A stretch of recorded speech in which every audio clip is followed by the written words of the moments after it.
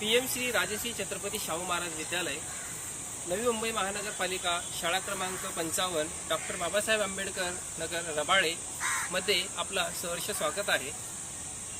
आज आपण इथे कंपोस्ट खत कसं तयार केलं जातं आमच्या शाळेमध्ये त्याबद्दल माहिती बघणार आहोत। माझे नाव अर्पिता हरिदास साळे आहे। मी तुम्हाला आमच्या शाळेत राबवलेल्या एक उपक्रमाची थोडी माहिती सांगणार आहे। आम्ही आमच्या शाळेत कंपोस्ट खत तयार केलेलं आहे। कंपोस्ट खड्ड्याची लांबी 6 फूट, रुंदी 4 फूट तसेच खोली 3 फूट आहे। आम्ही या कंपोस्ट खत मध्ये ओला पालापाचोळा, ओले फुलं, फांद्या यांचा कचरा मिश्रित करून टाकतो। त्यानंतर आम्ही त्याच्यावर शेण मिश्रित पाणी सुद्धा टाकतो। हे कंपोस्ट खत तयार करण्यासाठी 45 दिवसांचा कालावधी लागतो।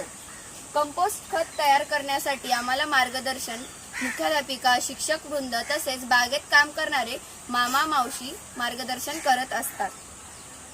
तुम्ही पाहू शकता इथे कंपोस्ट खत तयार झालेले आहे।